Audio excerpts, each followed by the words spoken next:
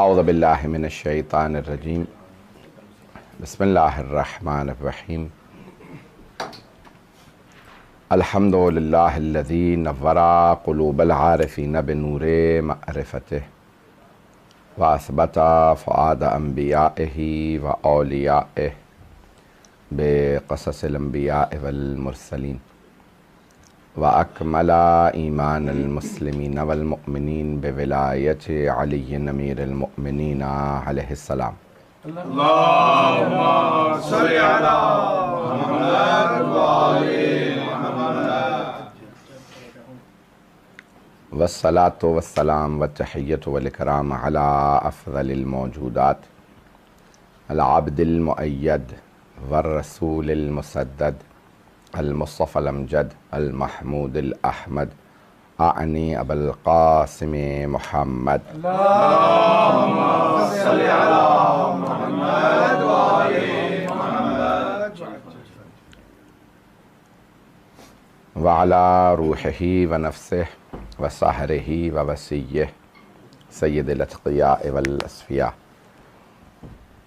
مولا الموالي إمام المتقين علي بن أبي طالب.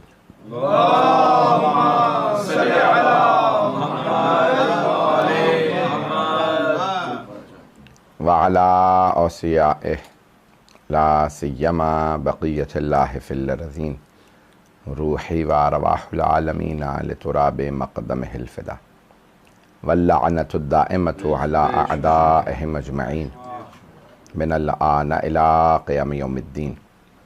أما بعد فقد قال الله الحكيم في كتابه الكريم بسم الله الرحمن الرحيم ادعوني أستجب لكم صدق الله العلي العظيم. اللهم صل على محمد وآل محمد. عشرہ محرم الحرام اپنے آخری مراحل میں داخل ہو چکا ہے. شب عاشور اور دنیا بھر میں جناب سید الشہداء کی غم کا اہتمام کیا جاتا ہے. ہم نے دعا کے عنوان سے کوشش کی کہ آپ کی خدمت میں مطالب پیش کریں. ائمہ علیہ السلام کی بہت سی دعائیں ہیں. کچھ دعاؤں کے آج جلدی نام لوں گا اور کہ کن کی دعائیں ہمارے حق میں قبول ہیں. امام زمانہ کی ہمیشہ دعا اللہم صل علی محمد وآل محمد. ان کی دعا ہمیشہ قبول ہے. اور امام کی اگر آپ دعا کو پڑھیں تو اس میں ہر طبقے کے لیے معاشرے کے دعا کی ہے. اور کہ جو علم حاصل کر رہے ہیں انہیں کامیابی عنایت فرما. متعلم جو ہیں طالب علم جو عالم دین ہیں انہیں نصیحت کی توفیق عنایت فرما. جو دولت مند ہیں انہیں مفلسوں کے کام آنے کی توفیق عنایت فرما. جو مفلس ہیں نادار ہیں انہیں صبر عنایت فرما. جو دفاع کر رہے ہیں انہیں کامیابی عنایت. یعنی ہر طبقے کے لیے معاشرے کے امام کی دعا موجود ہے. اب ہر وہ آدمی جو معاشرے میں موجود ہے کسی بھی طبقے کا ہو اس کے حق میں امام کی دعا ہے. امام کی دعا رد نہیں ہے قبول ہے. یہ ضروری لازمی جاننے کی ضرورت ہے کہ آیا ہم امام کی دعاؤں میں شامل ہیں یا نہیں ہیں. امام کی دعا رد نہیں ہے. ہم مشمول دعا امام زمانہ ہیں یا نہیں. تو اب یہ تمام کے تمام طبقات ہم نے کہا تھا کہ جن کی دعائیں قبول. اور کچھ دعائیں ایسی ہیں کہ مختلف لوگوں کے لیے ان دعاؤں کی ہمارے یہاں بڑے بڑے بزرگ علماء نے جیسے علامہ مجلسی نے یا شیخ عباس قومی نے خمینی نے بڑے بڑے علماء نے سب سے افضل دعا قرار دیا ہے دعائے کمیل کو. کہا کہ اس سے بہتر دعا نہیں. ہر شب جمعہ اس کی تاکید ہے. تو دعائیں بہت زیادہ ہیں. شیعوں کے ہاں میں نے اس دن عرض کیا تھا کہ دعاؤں کی کمی نہیں. تو مختلف دعائیں ہیں. ہر بیماری پریشانی کے اندر کوئی خاص دعا ہمارے پاس یہ عمل موجود ہے. مولا سید سجاد امام زین العابدین علیہ الصلوۃ والسلام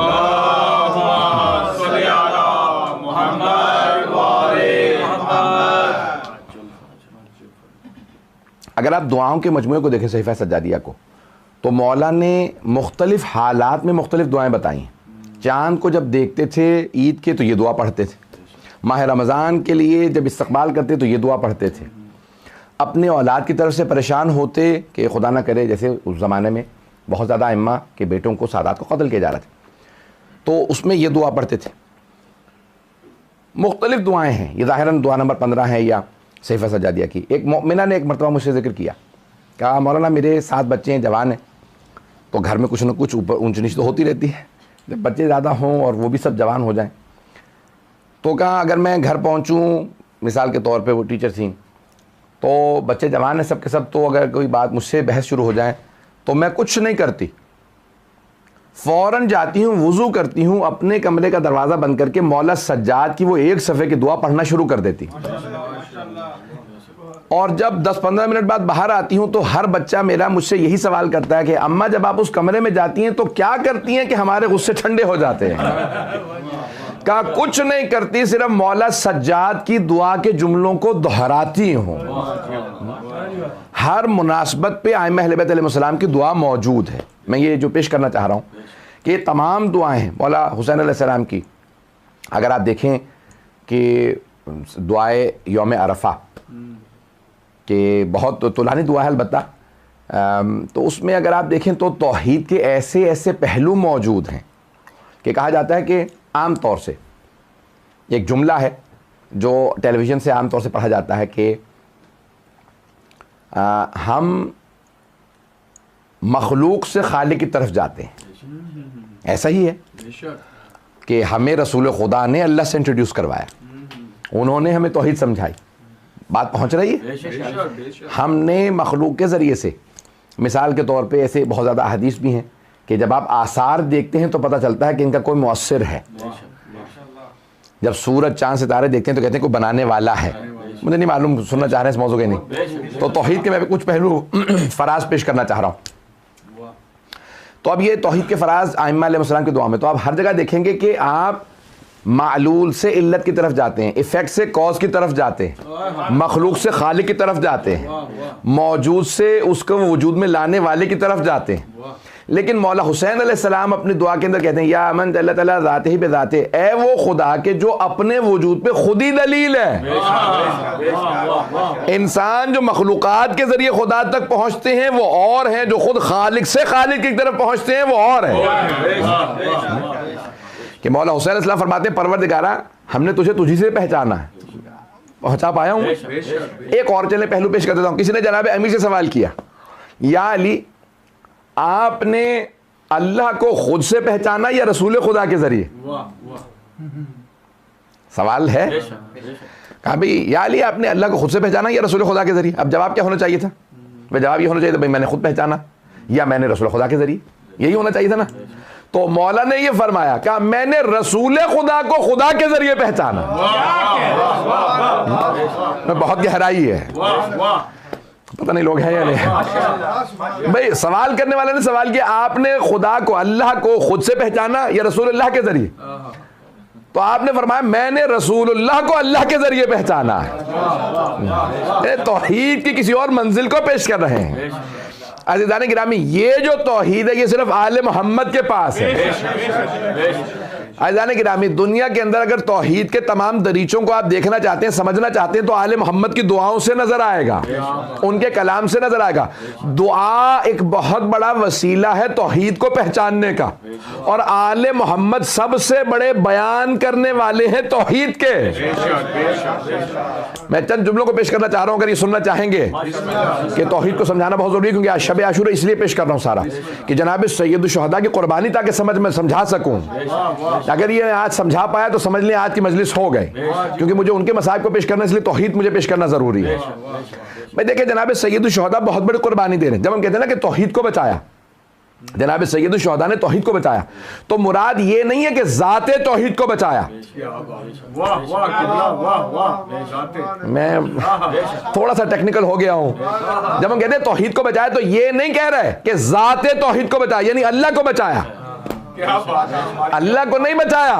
ہم یہ جب کہتے ہیں کہ توحید کو بچایا تو ہم کہہ رہے ہوتے ہیں کہ عقیدہ توحید کو بچایا. یعنی اللہ تو ہوتا، ماننے والا کوئی نہ ہوتا. پتہ نہیں بات پہنچی ہے نہیں. اللہ تو ہوتا، اگر کربلا ہو جاتی امام حسین معاذ اللہ بیعت کر لیتے، اللہ پھر بھی ہوتا، لیکن ماننے والا کوئی نہ ہوتا. جب کہا جاتا ہے لا الہ الا اللہ کو بچایا تو اللہ کو نہیں، لا الہ الا اللہ یعنی کوئی کلمہ توحید پڑھنے والا نہ ہوتا. لا الہ کی تہ میں پوشیدہ ہے خون شبیر کا.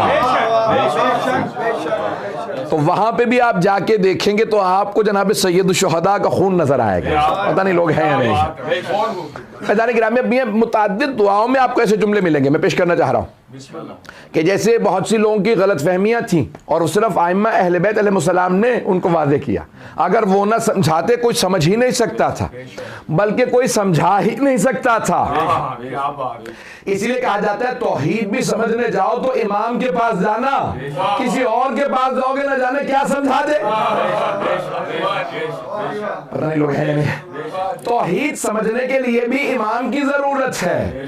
یہ جو امام اللہ نے بھیجے، نمائندگان بھیجے، تو یہ 14 معصومین رسول خدا عقیدہ توحید سمجھا رہے ہیں. جناب سیدہ عقیدہ توحید سمجھا رہی ہیں، 12 امام توحید کا عقیدہ سمجھا رہے ہیں.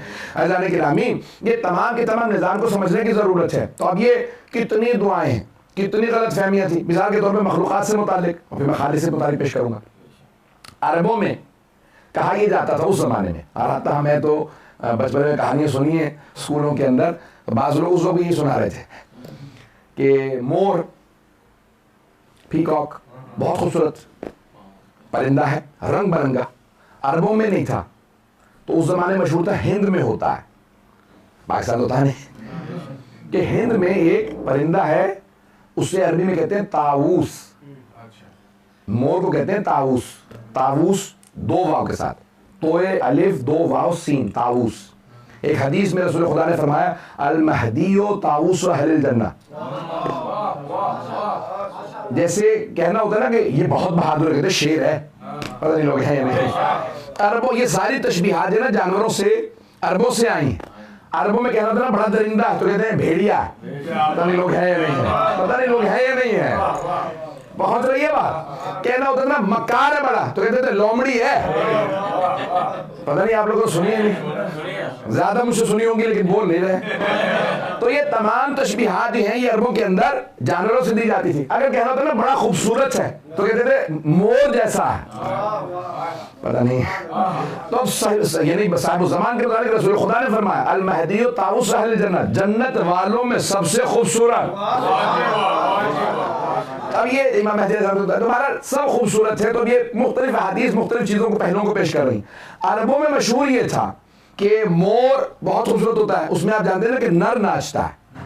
جو نر ہوتا ہے، جو میل ہوتا ہے، وہ زیادہ خوبصورت ہوتا ہے، وہی ناچتا ہے. پر بھی اسی کے ہوتے ہیں. عربوں میں پر بانٹ دیے جاتے تھے، وہ اسی سے قلم بنا کے لکھ لیتے تھے اور وہ اپنے گھر میں خوبصورتی کے لیے سجاتے تھے. ارے میرے پاس مور کا پر ہے. وہ بھی خوبصورتی بہت نہیں لوگ ہیں یا نہیں. تو اب وہ مور کا پر دکھاتے تھے، اتنے رنگ برنگے، اتنے رنگ، ایک ہی پر کے اندر اتنے رنگ ہوتے ہیں. تو اب وہ دیکھتے تھے دوبارہ. تو ان کے درمیان میں مشہور تھا کہ نر ناچتا ہے اور بہت خوش ہوتا ہے میں کتنا خوبصورت ہوں. پھر ایک مرتبہ اپنے پیروں کو دیکھتا ہے تو پیر سیاہ نیلے ہوتے ہیں، سیاہ ہوتے ہیں. تو وہ رونے لگتا ہے کہ میرے پاؤں کتنے بدشکل ہیں، کہ مور اتنا خوبصورت، پاؤں اتنے بدشکل. جب روتا ہے تو اس کی مادہ آتی ہے، اس کے آنسوؤں کو پی لیتی ہے اور پھر وہ انڈے دیتی ہے، اسی سے چوزے پیدا ہوتے ہیں مور کے. یہ عربوں میں مشہور تھا. ہاں میں نے کہا نا کہ ہم نے بہت سی کہانی سنی تھی.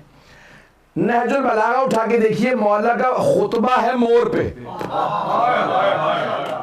پتہ نہیں لوگ ہیں یا نہیں. جو معاشرے میں غلط فہمیاں رائج ہو جاتی ہیں نا، انہیں چیلنج کرنا بڑا مشکل ہوتا ہے. مولا نے اس زمانے میں خطبہ دے کے کہا یہ تمہاری غلط فہمی ہے کیونکہ تم نے دیکھا نہیں ہے. تو کوئی پلٹ کے کہتا ہے یعنی دیکھا تو آپ نے بھی نہیں، آپ بھی عرب میں ہیں، ہند میں تو نہیں. لیکن وہ جانتے تھے یہ نہ جائے بغیر بھی جانتے ہیں.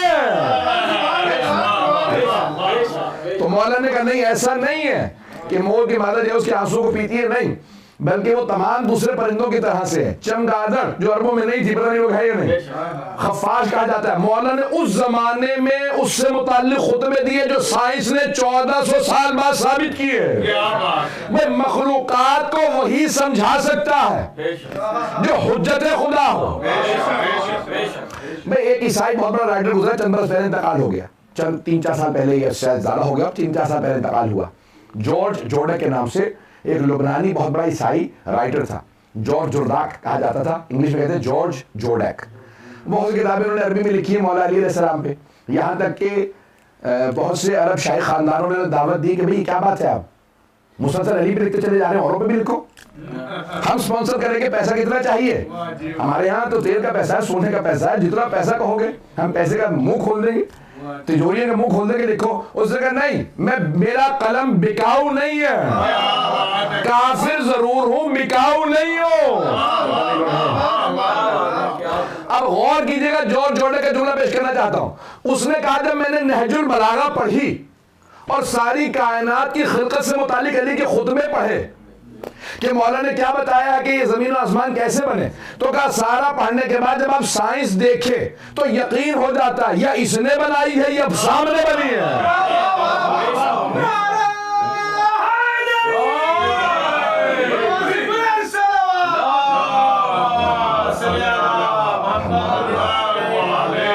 پتہ نہیں لوگ ہیں یا نہیں ہیں. وہ جارج جورڈیک کہتا ہے کہ یا انہوں نے بنائی ہے یا ان کے سامنے بنی ہے. تو دیکھیے تبھی تو بتا سکتے ہیں کہ کیسے بنا آسمان، کیسے بنے یہ ساری مخلوقات، کیسے. پریشان تو نہیں ہو رہے ہیں. اعلان گرامی یہ تمام کی تمام کائنات کے متعلق اگر خطبے توحید سے متعلق دیکھنے ہیں تو اہل بیت علیہ السلام ان کی دعاؤں میں آپ کو نظر آئے گا. جتنی دعائیں اٹھائیں گے اس کے اندر سب سے زیادہ جو آپ کو شے نظر آئے گی وہ توحید. مولا سجاد نے ساری مخلوقات سے متعلق ایسی سی باریکیاں کہ پروردگارہ ہر مخلوق اپنی زبان میں تیری تسبیح کرتی ہے. ہر مخلوق. دیکھیں میں نے سوچا تھا کہ میں سارے جانوروں سے متعلق پیش کروں، وقت نہیں ہے، سارے جانوروں سے متعلق کو بھی نہیں پیش کر سکتا سوائے معصوم علیہ السلام کے. یعنی کافی میرے ذہن میں تھا، کافی میرے ذہن میں گیا تھا بہت سے جانور. مولا کہتے ہیں کہ تم نے یہ چڑیاں دیکھی ہیں، چھوٹی چھوٹی چڑیاں، آپ نے دیکھا صبح صبح چہچہاتی ہیں فجر کے وقت اور طلوع آفتاب پہ خاموش ہو جاتی ہیں. میں نے بہت زیادہ اس پہ غور کیا اور کئی مرتبہ اگر میں جاتا ہوں نا تو لوگوں کے کیلنڈرز ہوتے ہیں، نماز کے ٹائم ٹیبل ہوتے ہیں، اگر اختلافی ہوں تو میں اس کو نہیں فالو کرتا، چڑیوں کو فالو کر لیتا ہوں. ممکن ہی نہیں ہے صبح صادق سے پہلے بولنے لگے اور طلوع آفتاب کے بعد بولتے رہے. شروع ہی صبح صادق پہ اول فجر سے شروع کرتی ہے. پتہ نہیں لوگ ہے یا نہیں ہے، پتہ نہیں لوگ ہے یا نہیں ہے. انسان غلطی کر جاتا ہے، یہ چڑیاں غلطی نہیں کرتی. اب مولا فرماتے ہیں کہ بھئی کسی نے سوال کیا تھا، کچھ پوچھا کہ یا علی یہ اتنی عبادت کیوں؟ کہ تم نے چڑیوں کو نہیں دیکھا؟ رات میں آندھی چلتی ہے، طوفان آتا ہے، ان کے گھونسلے تنکوں کے ہوتے ہیں، اڑ جاتے ہیں اسی آندھی طوفان سے، گھونسلے ٹوٹ جاتے ہیں، تنکے اڑ جاتے ہیں. اور جانتی ہیں آندھی اللہ نے چلائی تھی، لیکن فجر پہ کبھی یہ نہیں کہتی اب کیوں تیری عبادت کروں.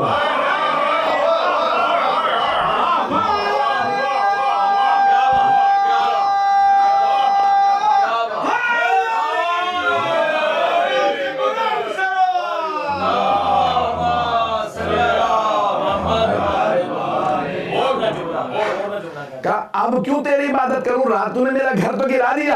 مولا کہتے ہیں رات میں ابھی تازہ گھر اجڑا ہوتا ہے، صبح صادق ہوتے ہی تسبیح پھر شروع کر دیتی ہے. کہتی ہے تمام تعریف اس خدا کی، کہ پھر دوبارہ ہم شروع کر دیتی ہے، شکوہ نہیں کرتی. اللہ اکبر. مولا کہتے ہیں جانور ہوتے ہوئے، پرندہ ہوتے ہوئے شکوہ نہیں کرتی، فوراً تسبیح شروع کر دیتی ہے. کہا پھر ایک اور میں جملہ پیش کر رہا ہوں، بہت زیادہ تفصیل میں نہیں جا سکتا ہوں. تو آپ نے یہ بہرحال مجالس کا اہتمام کیا، انشاءاللہ شب عاشور پہ چلائی جائے گی مجلس، لیکن جملہ سن لیجئے. کہا کہ مولا مختلف جانوروں کی آپ نے نشانیاں بتائیں. کہا بھئی مجھے کتے کی ایک صفت بڑی پسند ہے. اور سنیے گا، مولا علی کا جملہ نہ ہوتا میں کبھی نہ پیش کرتا. مولا کہ مجھے کتے کی ایک صفت بہت پسند ہے. مولا کیا؟ کہ اس کا مالک مار مار کے اس کا برا حال کر دیتا ہے، کونے میں بٹھا دے گا مار پیٹ کے. اتنی مار کھا کے انتظار میں رہتا ہے کہ مجھے بلائے گا کب. پتہ نہیں لوگ ہیں یا نہیں, کیونکہ آپ لوگوں نے اصل میں کبھی کتا پالا نہیں ہوگا, پتہ نہیں ہوگا, پتہ نہیں لوگ ہیں یا نہیں. مولا فرماتے ہیں جتنا مرضی مالک مار لے, انتظار میں ہوتا ہے یہ بلائے گا کب, اور ایک اشارہ کر دے مالک آ جا تو فوراً آ جاتا ہے, پاؤں میں لوٹنے لگتا. یہ نہیں کہتا ابھی تو تم نے اتنا مارا تھا.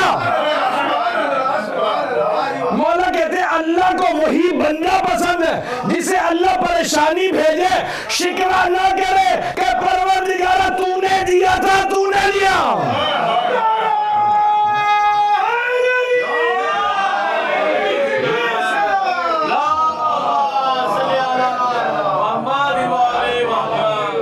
اور فرمایا آپ نے یہ کیسے کیسے مخلوقات ہیں, کیسے کیسے جانور ہیں, لیکن ان کے اندر کتنی بڑی بڑی نشانیاں ہیں.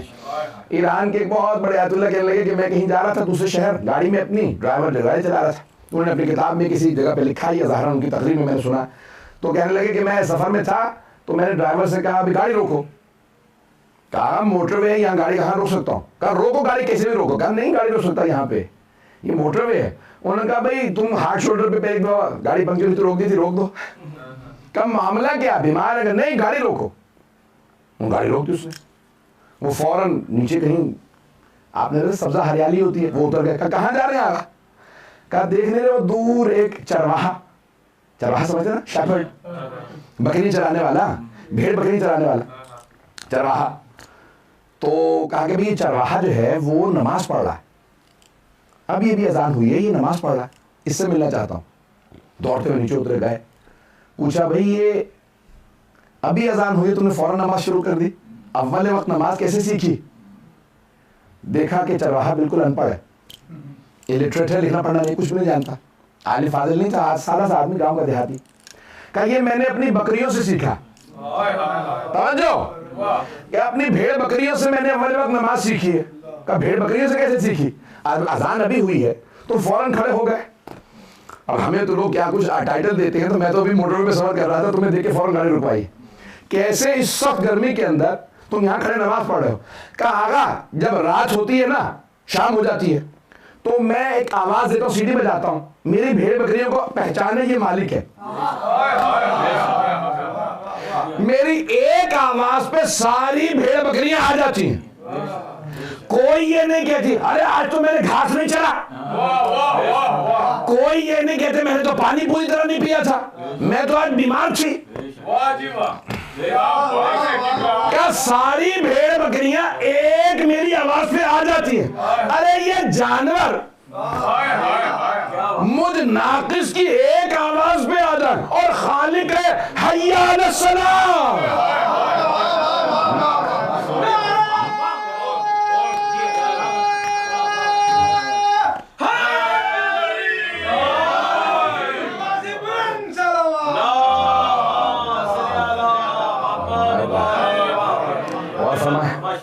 آپ نے اور فرمایا کبھی یہ ایک میری آواز پہ ساری بھیڑ بکریاں آ جاتی ہیں, میری ایک آواز پہ. کبھی یہ نہیں ہوا کہ میں جا کے کہوں کسی بکری سے پوچھنا پڑا ہو کیا بات ہے تو آج کیوں نہیں آئی. کسی بھیڑ نے آج تک مجھے تلاش کرنے کی مہلت نہیں دی. کہا یہ اتنے برس سے میں بکریاں چرا رہا ہوں, انہوں نے کبھی نہیں. تو وہ تو پھر خالق ہے.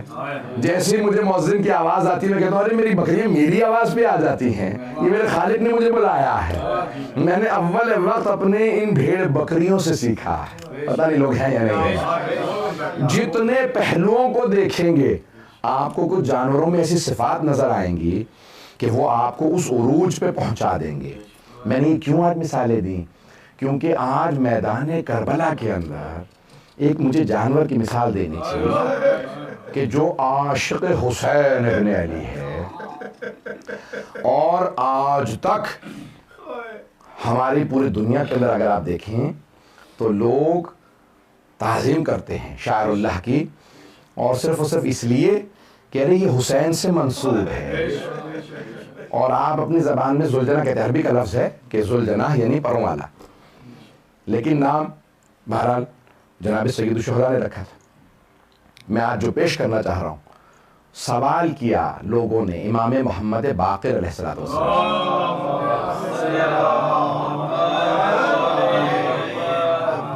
بس بھی ٹائم زیادہ نہیں ہے کیونکہ شب عاشور میں تفصیل میں شب عاشور کے لیے مسائل پیش کرنا چاہتا ہوں.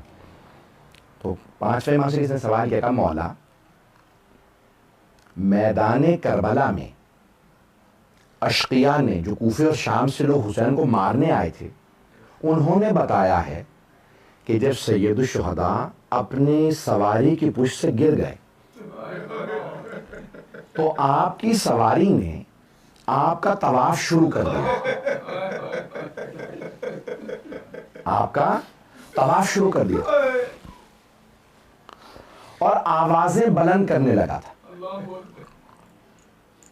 اب ایک سواری ہے بھئی، اگر دیکھا جائے تو ذوالجناح ایک گھوڑا کیسی آواز بلند کرتا ہے تو ذوالجناح بھی ویسی آوازیں بلند کر رہا. تو اب لوگوں نے سوال 5ویں امام سے کہا کہ مولا کیا وہ ذوالجناح مولا حسین سے کچھ کہہ رہا تھا؟ پتہ نہیں میں پہنچا پاؤں، آج کوئی بخل نہ کرے مولا حسین کے مسائل. کیا مولا جب مولا حسین گرے نا تو لوگ کہتے ہیں وہ مولا کا طواف کر رہا تھا اور آوازیں بلند کر وہ کچھ کہہ رہا تھا. تو مولا امام باقر رونے لگے. کہا ہاں. کہا مولا کیا کہہ رہا تھا؟ کہا وہ بار بار ایک ہی جملہ دہرا رہا تھا، اے حسین بس ایک مرتبہ میری پشت پہ واپس آ میں آپ کو اتنی دور لے جاؤں گا پھر کوئی تیر نہیں لگے گا، پھر کوئی نیزہ نہیں لگے گا، میں آپ کو بہت دور لے جاؤں گا. کہا میں آپ کو بہت دور لے جاؤں گا، اے حسین بس ہمت کر کے ایک مرتبہ میری پشت پہ واپس آ جائے. کہا پھر مولا حسین نے کچھ کہا؟ کہا ہاں. سنیں اب مکالمہ ہے، میں نے یہ ساری تمہید باقی تاکہ میں پیش کر سکوں. کہا مولا حسین نے بھی کچھ فرمایا؟ ہاں. کیا فرمایا؟ کہا بس مولا نے ایک جملہ کہا کہ اے ذوالجناح خیموں میں واپس جا کے میری بہنوں اور بیٹیوں کو بتا دے میں گر گیا ہوں، میں تیری پشت سے گر گیا ہوں. مولا حسین علیہ السلام نے بھی کہا. تو کہا پھر مولا ذوالجناح کی آپ دیکھتے نا عکس بنا ہوتا ہے تو آنسو بہ رہے ہیں. تو ذوالجناح واپس چلا. کہا مولا پھر کچھ کہا؟ کہا ہاں. اب امام باقر فرماتے ہیں، روایت بڑی عجیب و غریب ہے. مولا فرماتے ہیں اب ذوالجناح نے ایک مرتبہ بلند آواز سے کہنا شروع کیا، وائے ہو اس امت پہ، انہوں نے اپنے ہی نبی کے نواسے کو مار دیا، انہوں نے اپنے ہی نبی کا نواسہ مار دیا. کہا کہ ایک مرتبہ ذوالجناح روتا ہوا خیموں کی جانب چلا. اب روایت سن لیجیے، عطر اشتہادی نے لکھی، بڑے بڑے علماء نے لکھی روایت. 5ویں امام کی روایت ہے کہ ذوالجناح خیموں کے باہر. کہا بیویوں کو کیسے پتہ چلتا تھا مولا حسین آئے ہیں؟ ذوالجناح کی صداؤں سے. کہ ایک مرتبہ ذوالجناح نے آوازیں بلند کی، بیویاں خیموں سے باہر آ گئے، سب بیویاں خیمے سے باہر آئیں. ایک چھوٹی سی بیوی نے ذوالجناح کی کٹی ہوئی باگوں میں ہاتھ ڈالا اور باگوں سے پکڑ کے اسے قریب کیا. نام سکینہ بتایا جاتا ہے. بی بی نے بس ایک سوال کیا، جانتے کیا سوال کیا؟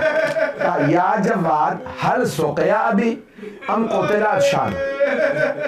اے ذوالجناح جب میرے بابا خیمے سے گئے تھے تو بڑے پیاسے تھے، بس اتنا بتا دے میرے بابا پیاسے مارے گئے ہیں یا میرے بابا نے پانی پی لیا تھا؟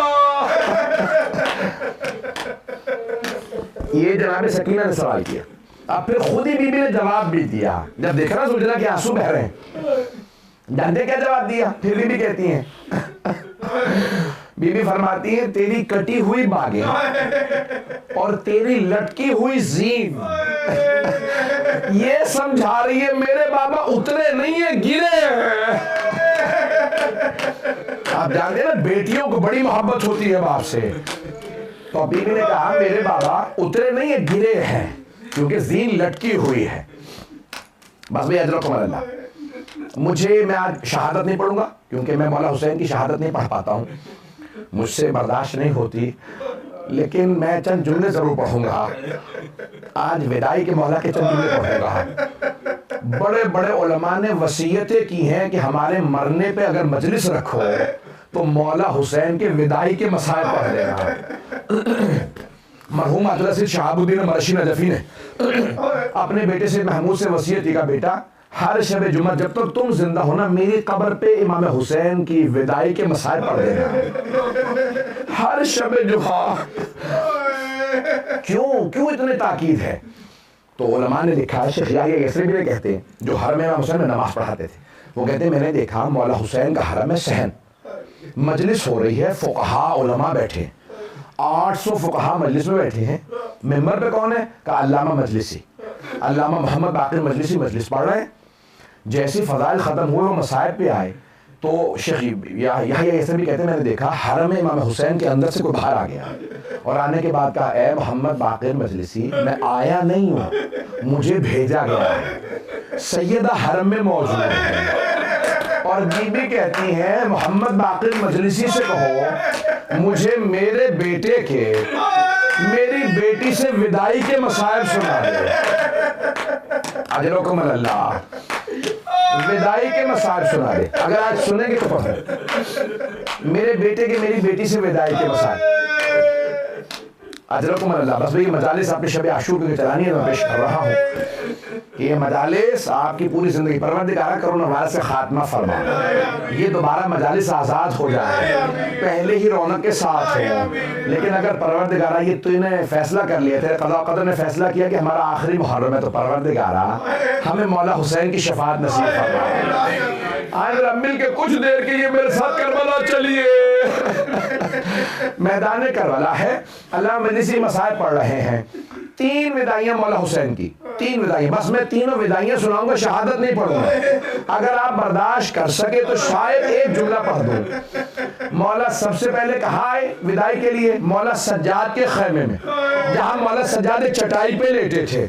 روایت کے الفاظ ہیں جیسے ہی مولا حسین کو دیکھا نا سر سے پاؤں تک لہو لہان ہے.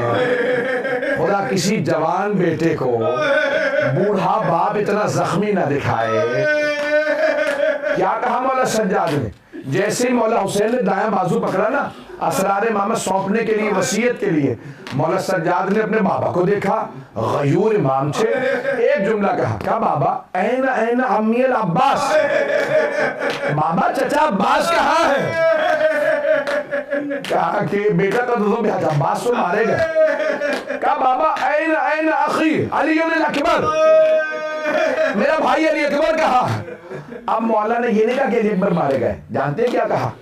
کہا سجاد کب تک پوچھتے رہیے، میں کب تک بتاتا رہوں گا، بیٹا مردوں میں یا آپ باقی ہے یا کچھ دیر کا مہمان میں باقی ہوں.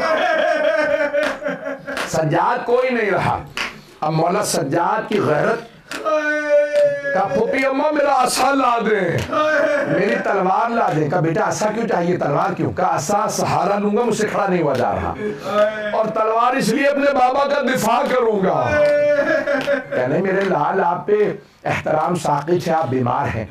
بس مولا نے چند سے سن لیجئے، آرام سے سانس لے کے سنیے، مجھے بھی پڑھنا ہے. مولا نے جانتے کیا کہا؟ کہ سید سجاد جب آپ مدینے واپس جائیے گا اور میرے شیعوں سے ملیے گا تو میرے شیعوں سے ایک جملہ میرا کہیے گا، شیعتی مہما شربتم ما عذب فذکرونی. میرے شیعوں جب بھی ٹھنڈا پانی پینا، مجھ غریب کی پیاس کو یاد کرنا.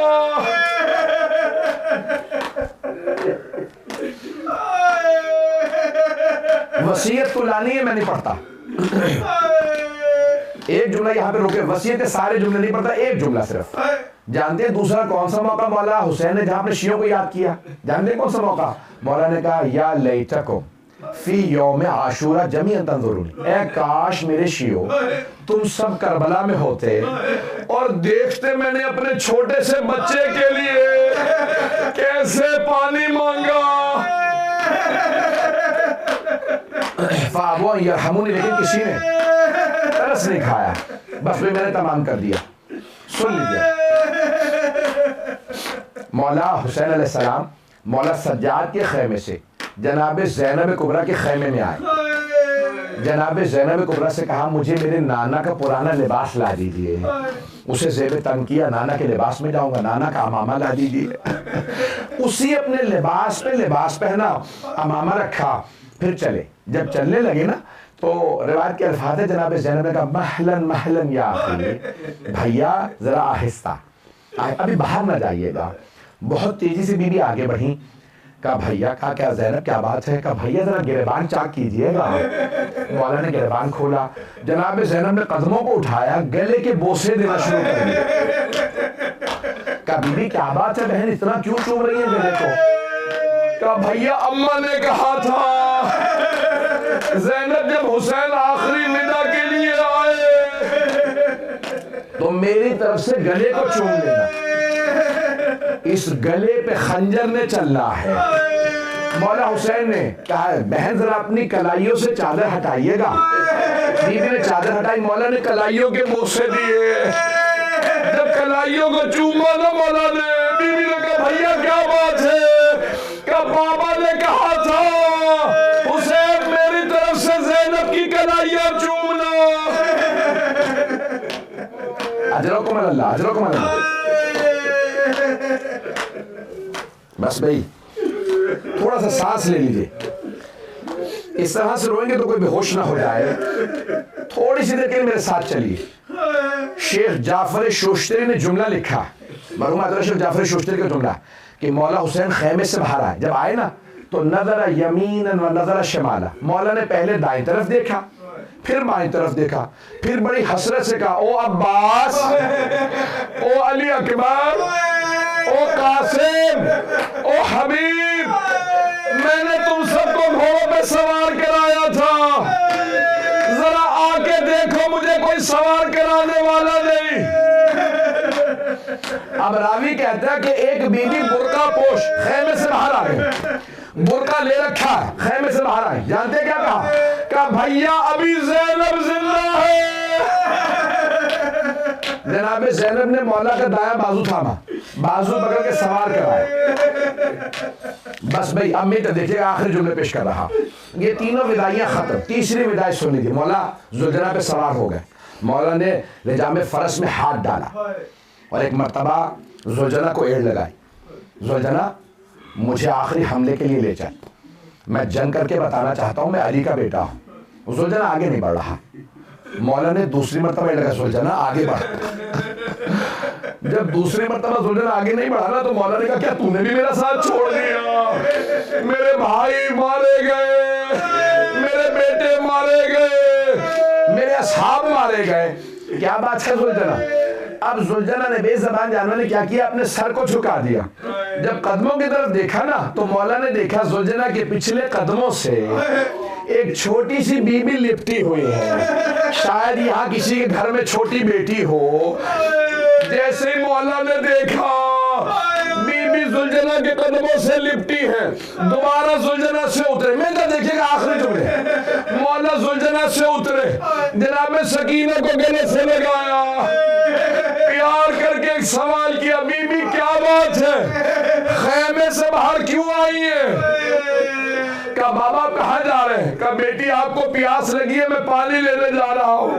کہا بابا جب سے چچا عباس گئے ہیں میری پیاس بجھ گئی ہے. بابا جو جاتا ہے وہ واپس نہیں آتا. بابا چچا عباس گئے نہیں آئے، بھیا علی اکبر گئے نہیں آئے. بابا مت جائیے، بابا جو جاتا ہے واپس نہیں آتا، مجھے پیاس نہیں ہے. مولا حسین نے جملہ لگا کہا بیٹی میں نے طفلی میں اپنے بچپنے میں نانا سے وعدہ کیا تھا، نانا میں اپنے آپ کے دین کے لیے اپنی جان دوں گا. بیٹی میرا وعدہ ہے مجھے جانے دیں. کہا ٹھیک ہے بابا میں روکوں گی نہیں، لیکن بابا جب آپ مجھے سینے پہ سلاتے تھے نا تو بابا آپ ہمیشہ کہا کرتے تھے اسلام میں بیٹوں کے بھی حق ہے، بیٹیوں کے بھی حق ہے. بابا بھیا علی اکبر کو ساتھ لے گئے، بھیا علی اصغر کو ساتھ لے گئے. بابا بتائیے میرے حصے میں کیا آیا؟ میری طرف دیکھیے گا. مولا حسین نے خاک کربلا اٹھا، تھوڑی سی خاک جناب سکینہ کے سر میں ڈال دی. بی بی نے کہا بابا یہ کیا کیا آپ نے؟ مولا نے کہا بیٹی آپ کے حصے میں شام کی قید آئی ہے، آپ کے حصے میں اسیری آئی ہے، آپ کے حصے میں یتیمی آئی ہے. میں کہوں گا مولا سب بتا دیں، مولا بتا دیں بی بی آپ کے حصے میں شمر کے تماچے آئے۔ اجرکم اللہ، اجرکم اللہ، بس میں مجھ سے پڑھا نہیں جا رہا، اب مجھ سے پڑھا نہیں جا رہا، آپ میں اب سننے کی طاقت نہیں، مجھ میں پڑھنے کی طاقت نہیں، بس ایک جملہ کہہ کے میں تمام کر رہا۔ مولا حسین گئے، مولا نے 3 حملے کیے، ہر حملے میں جہاں سے گزرتے تھے کشتوں کے پشتے لگا دیتے تھے، بس میں ایک مرتبہ ایک صدا آ گئی، یا ایتھا النفس المطمئنہ، جناب سید الشہداء نے وہیں سواری کو روک دیا، ایک مرتبہ تیر چل رہے تھے، میدان کربلا میں زلزلہ سا آنے لگا، جناب زینب کا کلیجہ پھٹنے لگا، بی بی تیزی سے خیمے سے باہر آئی، میری طرف دیکھیے گا، بی بی نے دونوں ہاتھ سر پہ رکھے، آوازی واہ محمد، پھر کہا واہ علی،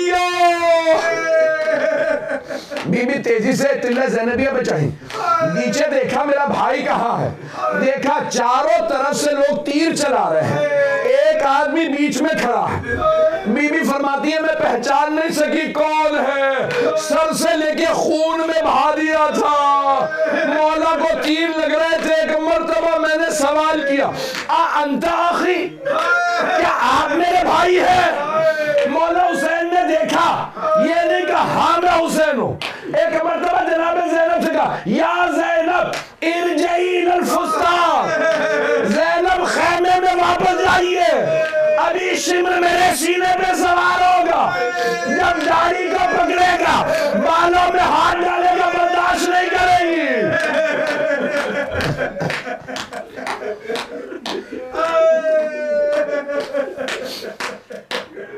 الا لعنۃ اللہ علی القوم الظالمین وسيعلم الذين ظلموا أي منقلب ينقلبون۔